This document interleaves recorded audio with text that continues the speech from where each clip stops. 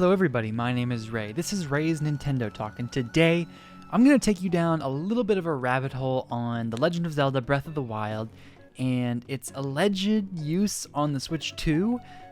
There is potentially going to be a port on the Nintendo Switch successor, and it's going to be upscaled as well. So like I said, this is a bit of a rabbit hole. It all started back in September of 2023. Everybody really had thought at the time, including myself honestly, that the Switch 2 would be releasing in 2024. Of course, there were later leaks that say that, it was delayed because of blah blah blah. But this was back when we thought it was coming out in 2024.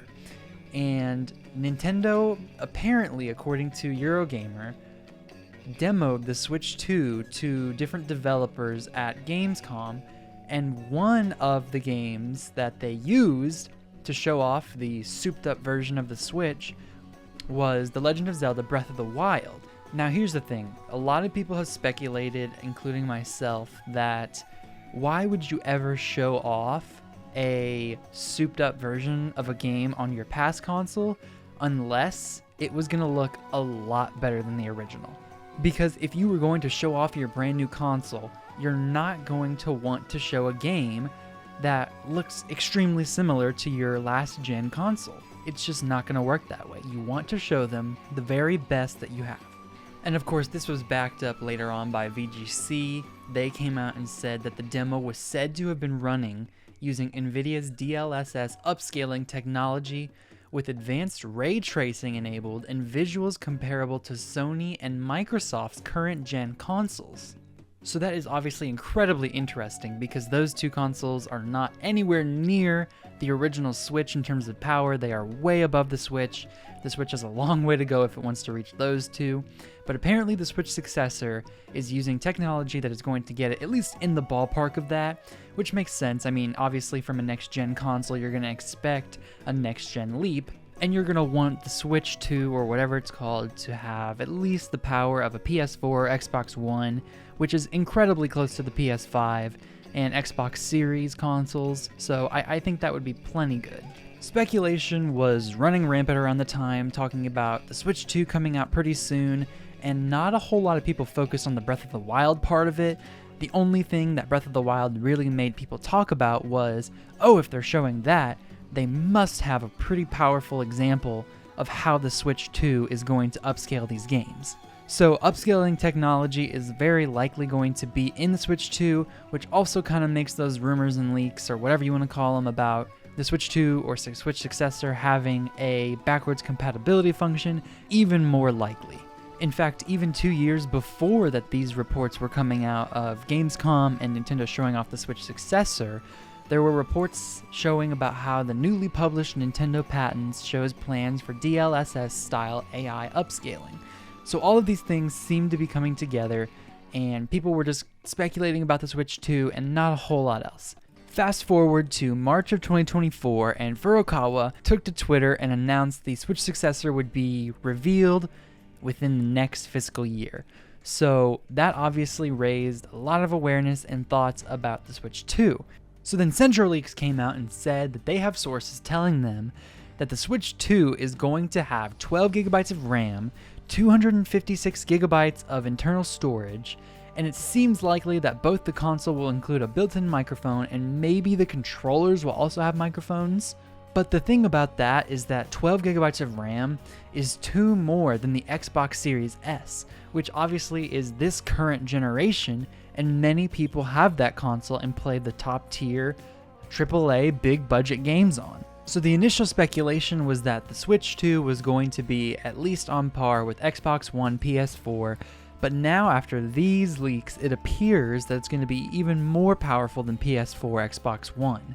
Okay, so then we fast forward to May of 2024, just a couple days ago as of this recording, a very, very credible leaker by the name of Midori came out and said that there is a project at Nintendo with the codename U-King-O, saying that it might be related to the rumors of the next console's codename.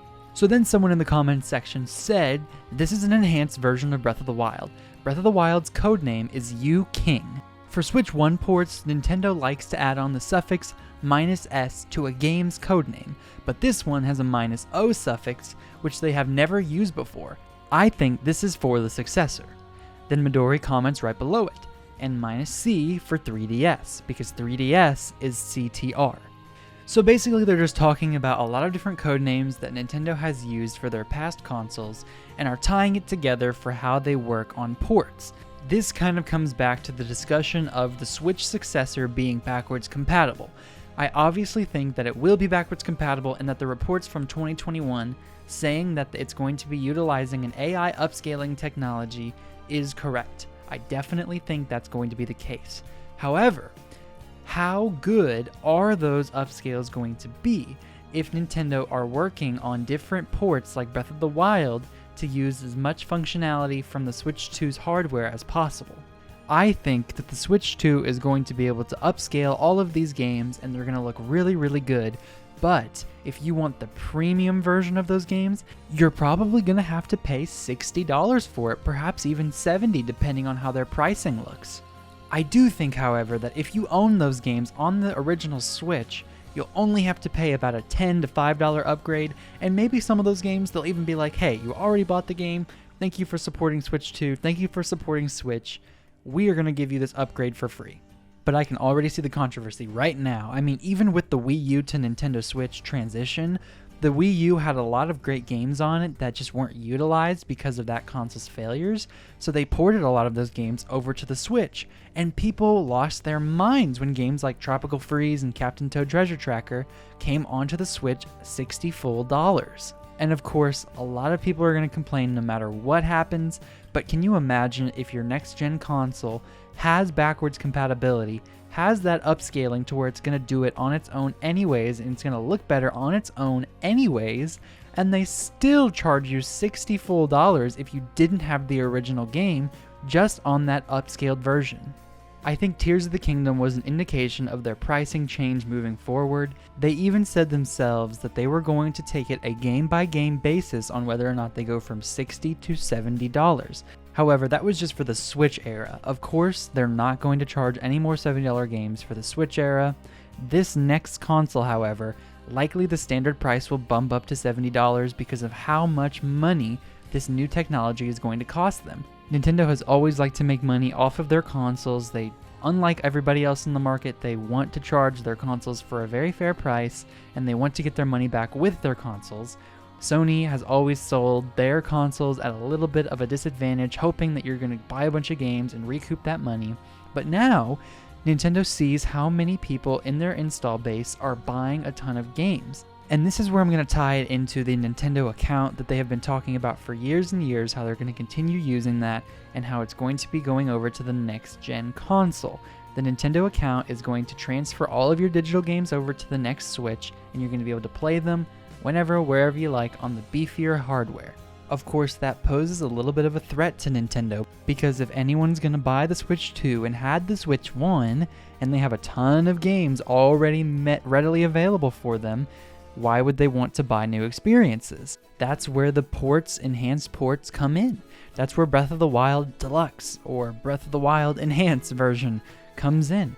They're probably going to put all of the DLC in that game. They're going to upscale everything. It's going to look incredible. They might even do that with a bunch of other games. So that way at launch, if you want to play your old games on the new console, you can, or you could buy the updated version that looks way better and is the best utilization of that console's beefier hardware.